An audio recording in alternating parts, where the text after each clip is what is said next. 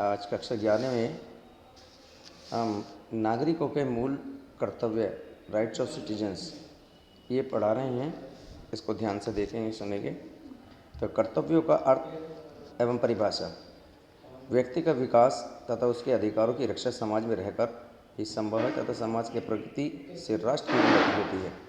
अतः समाज तथा राष्ट्र के हित में कार्य करना, ऐसा कोई कार्य न करना जिससे समाज एवं राष्ट्र को कोई हानि पहुँचे, प्रत्येक व्यक्ति का दायित्व है। इस प्रकार के दायित्वों को ही कर्तव्य कहा जाता है। दूसरे शब्दों में, वे कार्य जिनके करने अथवा न करने से राष्ट्र का, समाज का हित होता है तथा व्यक्ति के अधिकारों की रक्षा होती है, कर्तव्य कहलाते हैं। इस प्रकार समाज एवं राष्ट्र के हित में कार्य करना तथा समाज एवं राष्ट्र विरोधी कार्य न करना प्रत्येक व्यक्ति का कर्तव्य है। कर्तव्य के अभाव में कोई भी व्यक्ति अपने अधिकारों का उपयोग नहीं कर सकता। कर्तव्य का वर्गीकरण 2 प्रकार के वर्गीकरणों में बांटा गया है, नैतिक कर्तव्य और वैधानिक कर्तव्य। नैतिक कर्तव्य व्यक्ति के अंतः कारण नैतिक भावना से संबंधित कर्तव्य के नैतिक कर्तव्य कहते हैं। उदाहरण तो वृद्ध माता पिता को सेवा करना संतान का नैतिक दायित्व है, कर्तव्य है। नैतिक कर्तव्यों का कानून से कोई संबंध नहीं होता। व्यक्ति यदि उनका पालन न करे तो वह राज्य की ओर से कोई दंडित नहीं किया जा सकता, परंतु समाज की दृष्टि में वह गिर जाता है। एक आदर्श नागरिक से नैतिक कर्तव्य के पालन की आशा की जाती है। व्यक्ति के अन्य नैतिक कार्यों में अपने प्रति कर्तव्य। प्रत्येक व्यक्ति समाज और राष्ट्र की धरोहर है, अतः उसका पहला कर्तव्य यह है कि वह अपने सर्वांगीण विकास के लिए कार्य करे, तभी समाज और राष्ट्र की उन्नति में वह अत्यंत सहयोग प्रदान कर सकता है। अपने जीवन में सुरक्षा, अपना मानसिक, शारीरिक और आर्थिक विकास करने व्यक्ति के कुछ अपने प्रति कर्तव्य होते हैं। परिवार के प्रति भी कर्तव्य। प्रत्येक व्यक्ति का यह दैनिक और नैतिक कर्तव्य है कि वे परिवार के प्रति अपने कर्तव्य को पालन करें।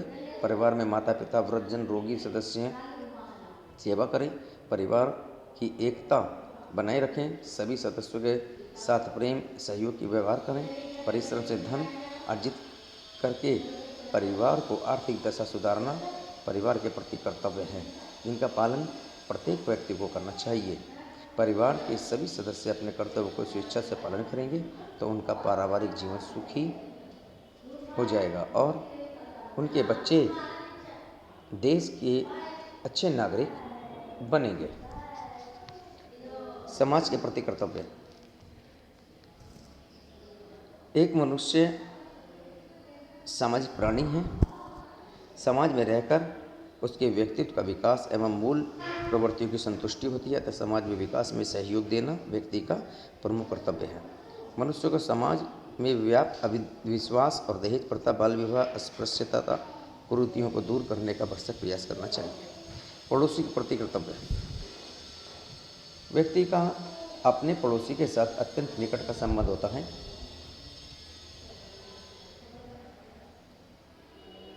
आपत्ति के समय सबसे पहले पड़ोसी ही सहायता कर सकता है। अतः प्रत्येक व्यक्ति एवं उसके परिवार के सभी सदस्यों को अपने पड़ोसियों के साथ प्रेम एवं सहयोग का व्यवहार करना चाहिए। कोई ऐसा कार्य न करें जिससे किसी पड़ोसी के कार्यों में बाधा पहुँचे अथवा उनकी भावना को ठेस पहुँचे, अन्यथा कलह का वातावरण उत्पन्न हो सकता है। नगर तथा गांव के प्रति कर्तव्य। हम जिस गांव या नगर में निवास करते हैं उनके विकास कार्यों में सहयोग प्रदान करना नैतिक कर्तव्य है।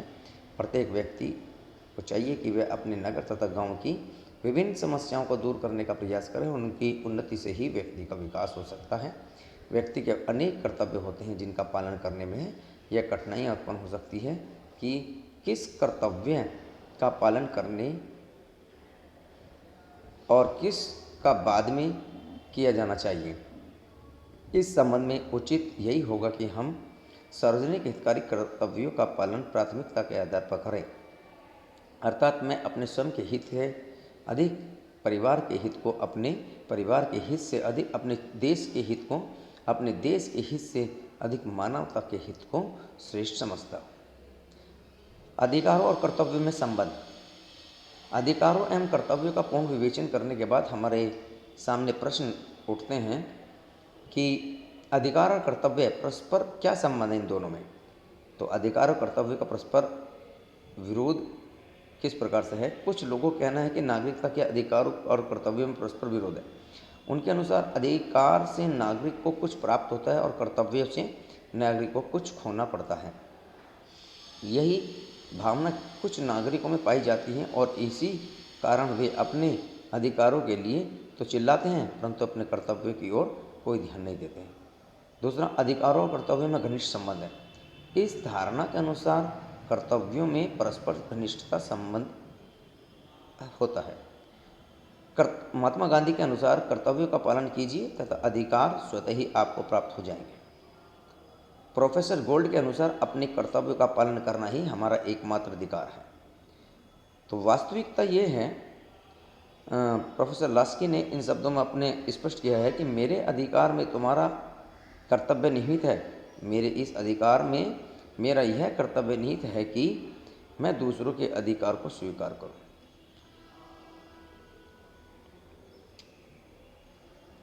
इस प्रकार से अधिकार और कर्तव्य के दो पहलू होते हैं। जैसे कर्तव्य एक ही है, सिक्के दो हैं। एक ओर से देखने से जो अधिकार हैं वही दूसरी ओर से देखने पर कर्तव्य हैं। इस प्रकार एक व्यक्ति का अधिकार दूसरे का कर्तव्य तथा दूसरे का अधिकार उस व्यक्ति का कर्तव्य होता है। डॉक्टर बेनी प्रसाद ने भी कहा है कि यदि प्रत्येक व्यक्ति केवल अपने अधिकार का ही ध्यान रखें एवं दूसरों के प्रति कर्तव्यों का पालन न करें तो शीघ्र ही किसी के लिए अधिकार नहीं रहेंगे। इसके बाद अधिकार और कर्तव्य एक दूसरे के पूरक हैं। ये राष्ट्र के प्रति कर्तव्य हैं, विश्व के प्रति कर्तव्य हैं, पर्यावरण के प्रति कर्तव्य हैं, कानूनी वैधानिक कर्तव्य हैं। जो कर्तव्य राज्य द्वारा निर्धारित किए जाते हैं तथा जिनका पालन न करने पर राज्य द्वारा दंडित किया जाता है उन्हें कानूनी कर्तव्य कहते हैं। राज्य का सदस्य होने के नाते प्रत्येक नागरिक को कानूनों का पालन करना चाहिए। जिस राज्य के नागरिक राज्य के प्रति अपने कर्तव्यों का समुचित रूप से पालन करते हैं वहाँ नागरिक जीवन सुखी और शांति में बनाता है और वही राष्ट्र की शक्ति की प्रतिष्ठा में वृद्धि करता है।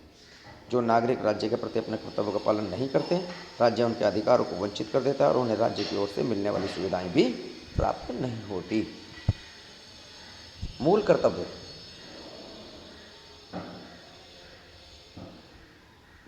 मूल कर्तव्य जो हैं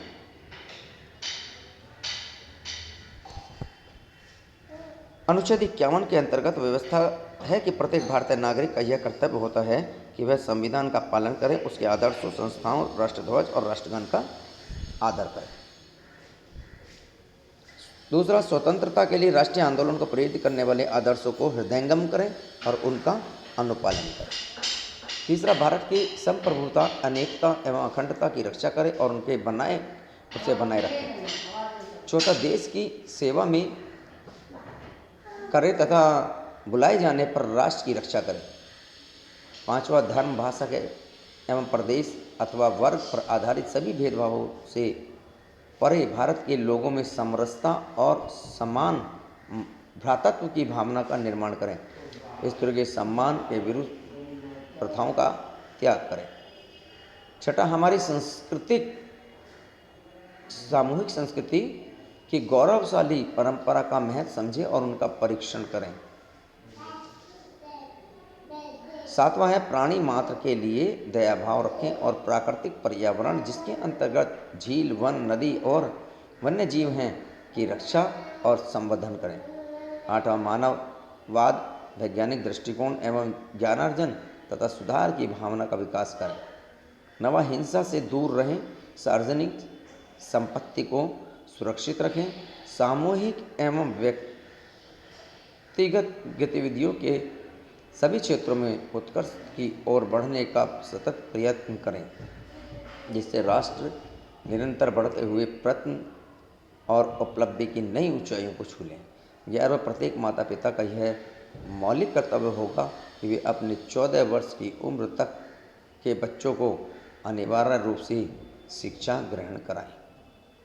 तो इस प्रकार से ये पाठ समाप्त होता है। हमारे मूल कर्तव्य, नागरिकों के मूल कर्तव्य क्या हैं, और इससे संबंधित कुछ प्रश्न दिए गए हैं, जैसे विस्तृत प्रश्न हैं। इस पाठ में से इन प्रश्नों को देखेंगे, अपने आप करेंगे, स्वयं बता दिए हैं हमने। अच्छा, अति लघु प्रश्न जो उत्तरीय लघु उत्तरीय प्रश्न है, जैसे कर्तव्य किसे कहते हैं, इसका आंसर हमने दे रखा है इसमें। वे कर्तव्य जिनके करने अथवा न करने से राष्ट्र और समाज के ही होता है तथा व्यक्ति के अधिकारों की रक्षा होती है, कर्तव्य कहलाते हैं। इस प्रकार ये कुछ प्रश्न दिए गए, इन प्रश्नों को करेंगे। साथ ही बहुविकल्प प्रश्न दिए गए हैं, उनके आंसर भी दिए गए हैं। इन प्रश्नों को अपनी कॉपी में पूर्ण करेंगे, याद करेंगे। आज इस चैप्टर को अब हम समाप्त करते हैं। ये कार्य पूर्ण होता है। धन्यवाद।